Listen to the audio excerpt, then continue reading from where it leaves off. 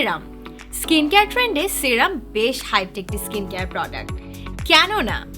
সেরাম হলো lightweight concentrated একটি product, অর্থাৎ অ্যাক্টিভ ইনগ্রেডিয়েন্টগুলো থাকে একদম পোটেন্ট ফর্মে, যেন স্পেসিফিক ইনগ্রেডিয়েন্টটি শুধুমাত্র স্পেসিফিক প্রবলেমকে টার্গেট করেই কাজ করতে পারে।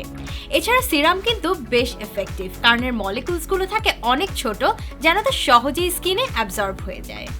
আমরা সবাই যেমন আলাদা, তেমনই আলাদা আমাদের স্কিন টাইপ, স্কিন কনসার্ন, ঠিক তেমনই কিন্তু সিরামটিও হতে হবে একদম আপনার স্কিন কনসার্নকে টার্গেট করে। হাই এভরিওয়ান, আমি ফারিদা।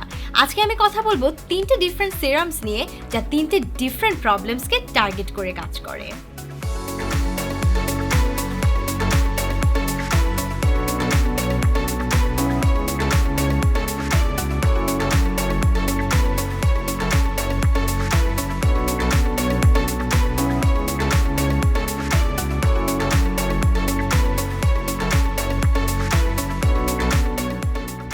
কনসার্ন যদি হয়ে থাকে স্কিন ব্রাইটনিং, তবে চুজ করতে পারেন Groomy brightening serum with 0.3% glutathione, 2% alpha arbutin and hyaluronic acid.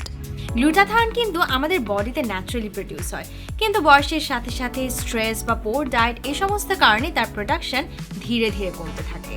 গ্লুটাথায়নকে কিন্তু মাদার অফ অ্যান্টিঅক্সিডেন্ট বলা হয়, কারণ এর রিচ অ্যান্টিঅক্সিডেন্ট প্রপার্টিজ আমাদের বডির অক্সিডেটিভ স্ট্রেস রিডিউস করতে হেল্প করে। এই অক্সিডেটিভ স্ট্রেস কিন্তু আমাদের বডির কলাজেন প্রোডাকশনে বাধা দেয়, যা আমাদের স্কিনের ইলাস্টিসিটি রিডিউস করে এবং একই সাথে আমাদের স্কিন কমপ্লেক্সনকে করে দেয় ডার্কার।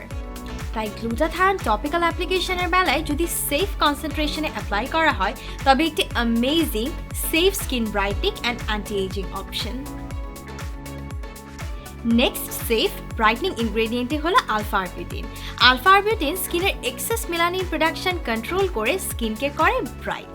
আর ব্রাইটনিং ইনগ্রেডিয়েন্টগুলো ছাড়াও এতে আছে হাইলুরনিক অ্যাসিড, যা স্কিনে প্রচুর পরিমাণে হাইড্রেশন প্রোভাইড করে ড্রাইনেস, ডিহাইড্রেশন, ফ্লেকিনেস কমিয়ে স্কিনকে করে হাইড্রেটেড অ্যান্ড ময়শ্চারাইজ।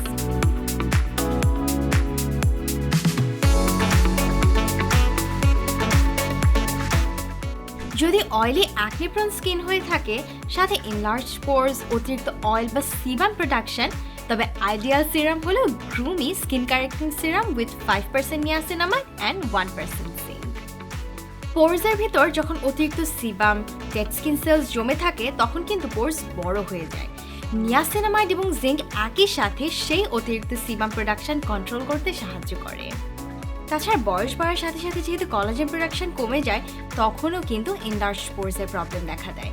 নিয়াসিনামাইড এবং জিঙ্ক সেই কলাজেন প্রোডাকশন বাড়িয়ে স্কিনের ইলাস্টিসিটি ইমপ্রুভ করে, যা একই সাথে ইনলার্জ পোরসের সমস্যার সমাধান করে থাকে। এনভায়রনমেন্টাল স্ট্রেসার্স যেমন টক্সিনস, পলিউশনস, ইনফেকশনস আমাদের স্কিন টিস্যু ড্যামেজ করে ফেলে। নিয়াসিনামাইড ও জিঙ্ক এই সমস্ত ড্যামেজ রিপেয়ার করতে এবং এই সমস্ত ড্যামেজ থেকে স্কিনকে প্রোটেক্ট করতে হেল্প করে।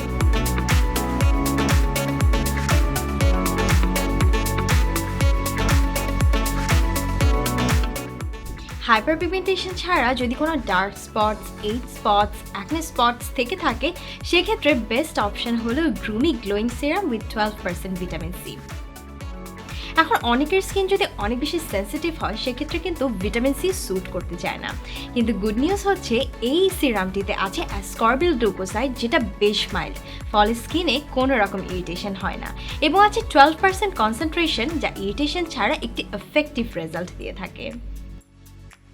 ভিটামিন সি আমাদের স্কিনের অতিরিক্ত মেলানিন প্রোডাকশনকে কমিয়ে এনে dark spot, hyperpigmentation, age spots এগুলোকে কমিয়ে থাকে।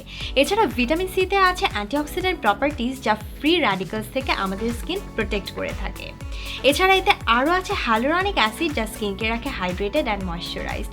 সো ভিটামিন সি এবং হাইলুরনিক অ্যাসিড একসাথে স্কিনে আনে একটি অ্যামেজিং গ্লো। সিরাম ডে এবং নাইট টাইম দুবেলায় স্কিন কেয়ার রুটিনে অ্যাড করতে পারেন, তবে বাইরে বের হওয়ার আগে দিনের বেলা অবশ্যই সানস্ক্রিন মাস্ট। গ্রুমির প্রতিটি সিরামে অ্যাক্টিভ ইনগ্রেডিয়েন্টগুলো আছে এমন কনসেন্ট্রেশনে যেন তা একটি এফেক্টিভ রেজাল্ট দেয়। সো নিজেই বুঝতে পারছেন নিজের স্কিন কনসার্ন অনুযায়ী কোন সিরামটি আপনি স্কিন কেয়ার রুটিনে অ্যাড করবেন। সো ভিডিওটি ভালো লেগে থাকলে শেয়ার করতে ভুলবেন না, and also follow us on our social media pages, and don't forget to follow us on Twitter and TikTok. Till next time, take care.